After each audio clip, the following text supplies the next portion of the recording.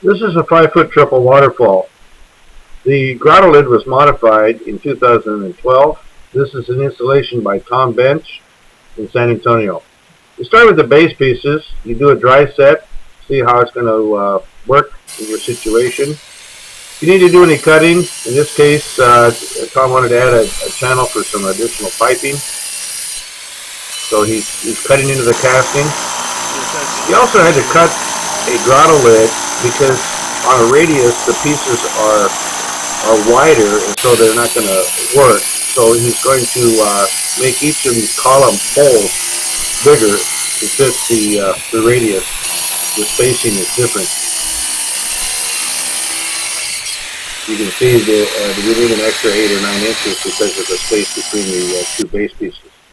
The next thing you do is you line out your rebar columns where you want them to go. Then you're going to drill some dowels, drill some holes for the dowels. You use some epoxy, blow out the holes, and then you use anchor cement or some kind of epoxy to put in these 12-inch dowels. In this case, we're just using the deck. In some instances, of course, you'll need to tear out a deck and put in a deeper foundation. We're mixing the mortar now. We're going to use some mortar boost to make our Home Depot mortar mix a little bit richer so that it bonds the cast rock onto the foundation. We're using a two-handled paddle mixer. They've spread about 1.5 inches of mortar. They've back mortared the big base piece there. 3 men are moving this 200-pound piece in place. Going to mortar for the middle base piece. Again, they're going to back mortar the casting as well as put down a good heavy inch of mortar down on the foundation. Yeah, then they're going to do the third piece. There was a piece cut out of here because of the radius to make the piece fit tighter.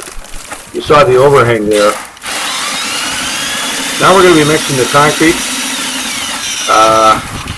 The concrete is going to go in the structural columns. This is an actual concrete mix, 3 or 5,000 psi concrete mix. Going to fill those holes, and then we're going to push the rebar dowels that come with the kit into the columns.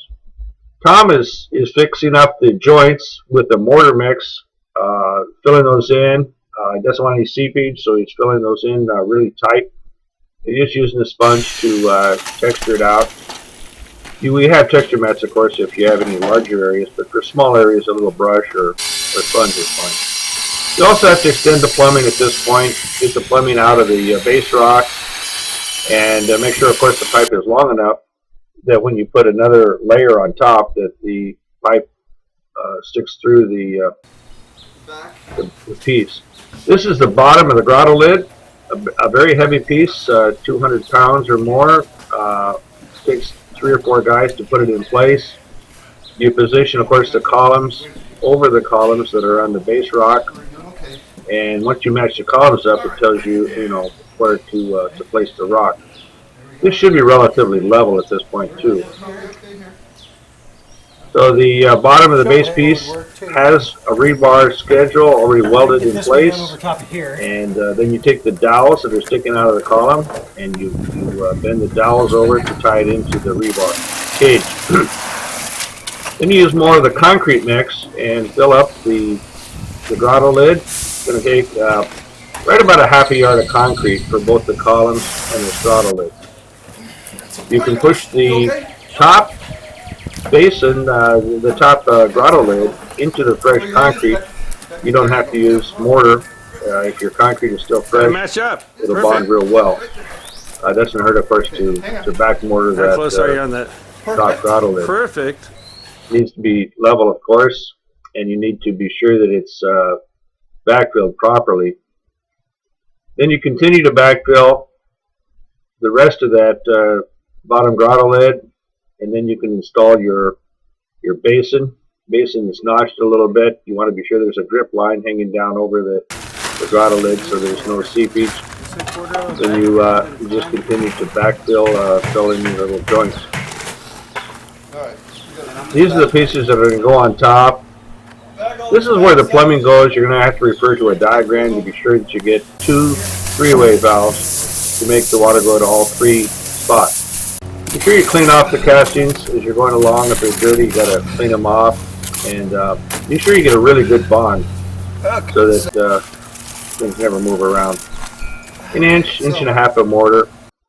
Move things around. Try to make the pieces touch. Don't leave big gaps between the pieces. It looks better if all the pieces kind of touch and looks more like a formation. You can then use some mortar, texture any exposed little gaps, and you have to color, of course, a different day.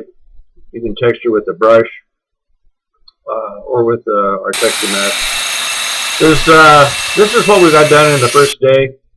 You can set the last few pieces on top and divert rocks as needed and color on the second day, and you should be complete at that point.